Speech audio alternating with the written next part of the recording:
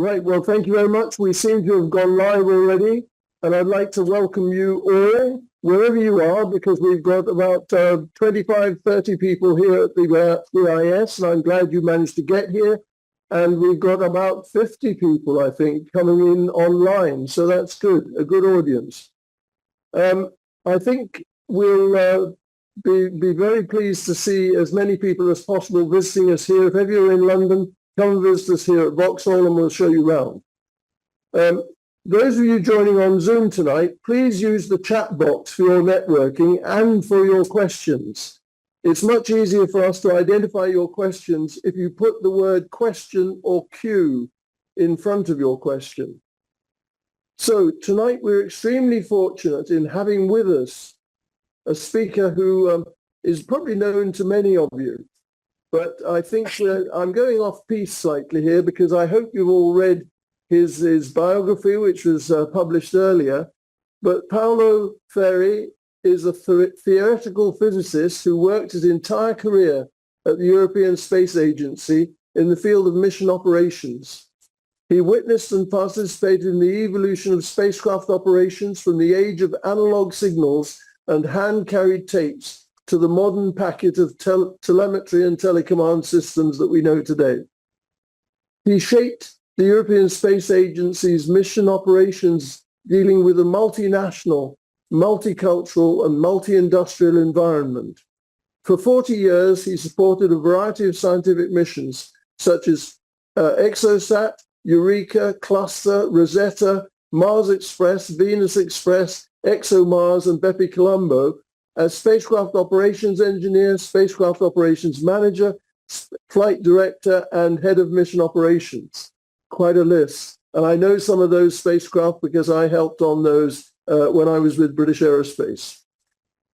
From 2006, he was head of Solar and Planetary Mission Division, then moving up in 2013 to head of the Mission Operations Department in charge of ground segment and mission operations. So quite a bit of history, quite a bit of experience, and I'm hoping that he's going to tell us more about it in a few seconds. So if we're all finished, I'll hand over to Paolo now and hope that he can tell us a little bit more about his life in the space industry. Thank you very much. Yes, good evening. Thank you. Thank you for the introduction. Thank you for inviting me here. For me, it's an honor, although I'm a BIS member, but it's an honor to be here speaking in front of you and also in front of the people connected online. And just to warn you, this presentation tonight is derived from 6 hours lectures that I do at the so I had to compress it. And in fact, I compressed it once in a seminar I gave in Munich to a 2 hours lecture.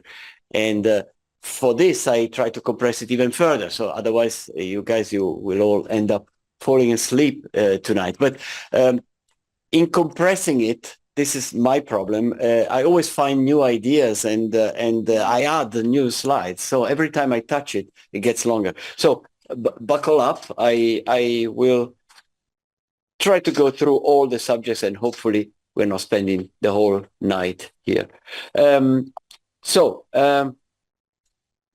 First part, I have 3 parts. I first start with interplanetary flight, and this is the contents of the first part. And I don't spend more time on that. I just go on.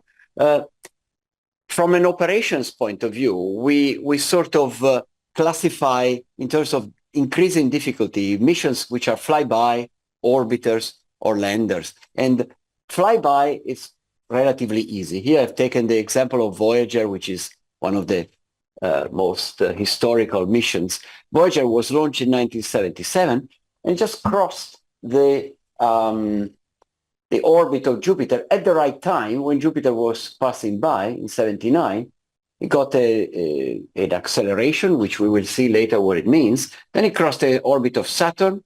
Then it went on to Uranus and Neptune.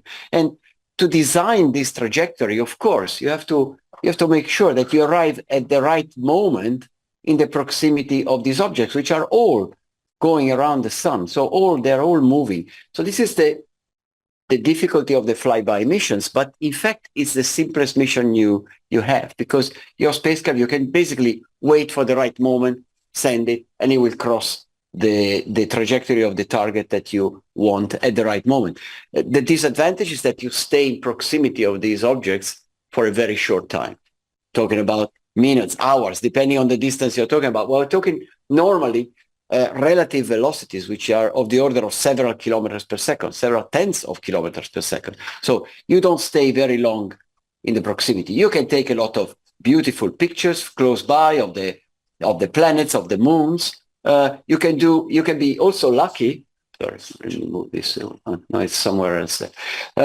You can be lucky and have maybe pictures like this. These are two Europa and Io, two moons of Jupiter taken in the same frame by Cassini.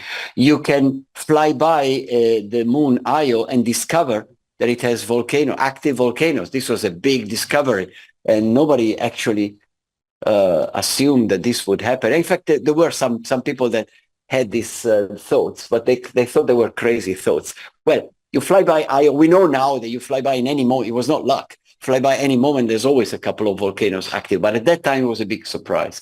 You can do daring things like Pioneer 11. This is a historical NASA mission, which in September 79, they used the flyby of Saturn to try and cross the rings of Saturn. This was a sort of, preparation experiment, because Voyager had already been launched, and they wanted to get cross the rings of Saturn with Voyager. But Voyager was the more expensive, the more sophisticated mission. They didn't want to risk it. So they sacrificed Pioneer, say, okay, let's try. Well, it worked, and Pioneer survived this crossing. What's wrong here? Right.